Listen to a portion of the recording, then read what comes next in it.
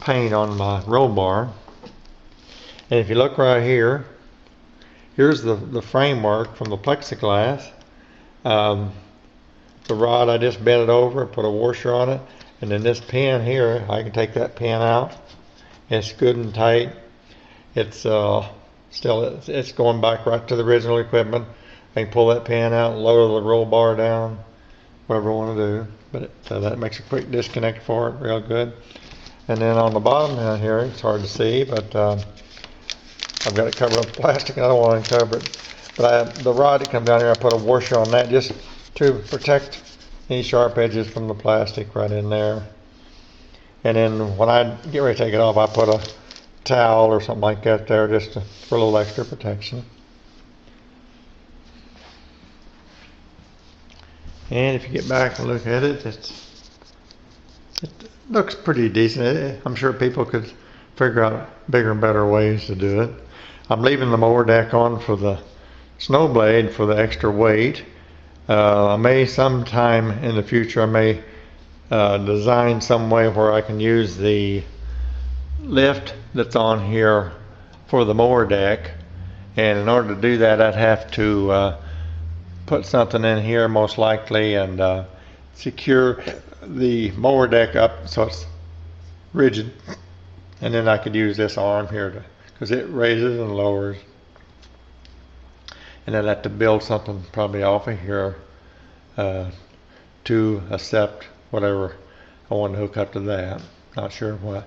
And then you also there's things that you do to it, you got to be real careful because this wheel here pivots around, and if you don't leave yourself some clearance, first thing you know, you're not going to be able to pivot, or if you have a sharp edge, it's liable to cut your tire, which these are foam filled, but I sure don't want to cut them.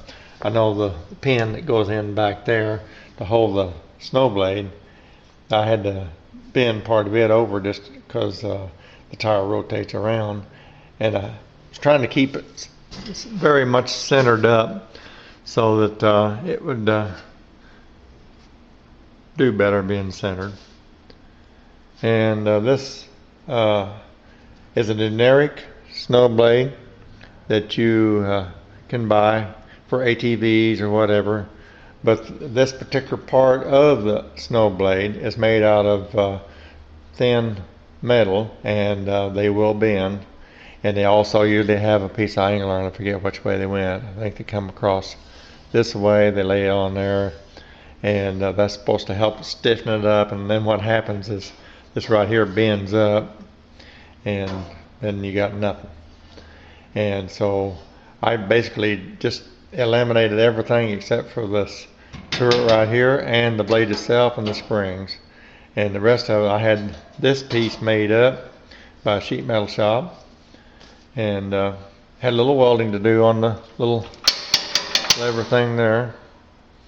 And I welded some here on this to put a little clip to hold all this apparatus together. That's the cable. And by running it back and forth, it gives you more of a mechanical advantage. Right now it's kind of about 4 inches off the floor. But I can run that up and down, but it's going to be hard to see because I can't hold the camera and do that also. I'll see if I can get my hand inside there.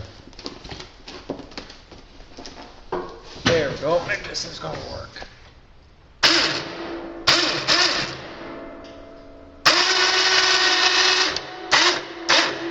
As you can see, the blade's pretty high up. Without measuring it, probably about 11-12 inches up off the floor. And first time I took it out, I didn't have it mounted quite like this, and what it did, it bent right in here. This is a weak spot on these type of snow blades. They will work as long as you don't hit something. And I'm out here in the country, and I hit something like a big clod of dirt, and it folded the blade over, and it caused this to bend. But the winch, I think I paid $59 or $69, right at around $70 for the winch. It's 12 volt. I put these on here just kind of soften the corners because that's a all thread rod. Mounted the lights to the angle iron. I've got plans to maybe change the whole lift system. I like the way it works and all. I just like to be able to use the controls from the handlebars up there that operates the mower deck. And getting back to the cab, you can't enter from this side because I have it secured right here as well as up here. And there again, see, I use the washers. I've got controls for the blade there and my garage door opener fastened to the rod.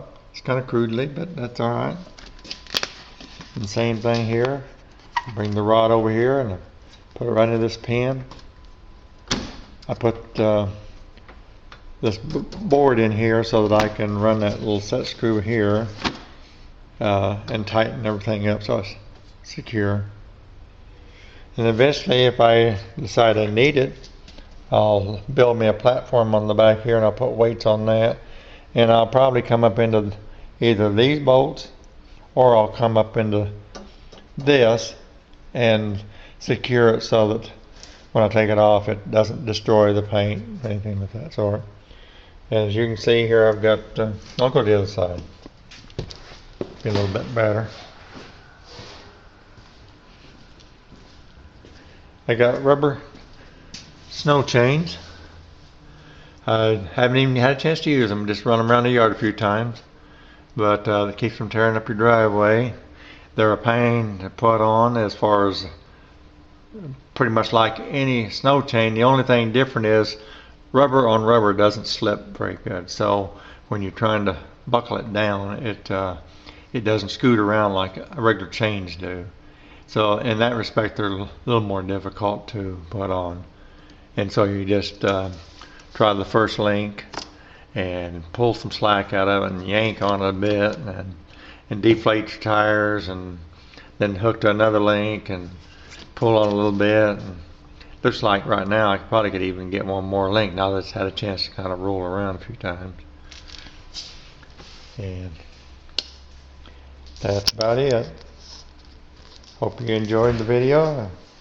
It was fun making, and after it's all said and done, it took me about 3 weeks to do all this, but if I was to do it over again, probably maybe 2 to 3 days time, I'd have it all done. This is a 1/2 inch plate. I put this angle iron on the front here, which it wouldn't have to have that, but it worked out good because I could mount this clip here. And if had I not had that, I could have figured out other ways to mount it. Maybe by just using this clip and bolt it to the bottom side or whatever. Trying to keep the top side clean. And of course next spring I'll probably take everything down and paint it, but I just kind of sprayed a little here and there and not a real good job. As you can see, it's got kind of scratched up. There's been a lot of changes, and hopefully everything will work good this year. And that's about it.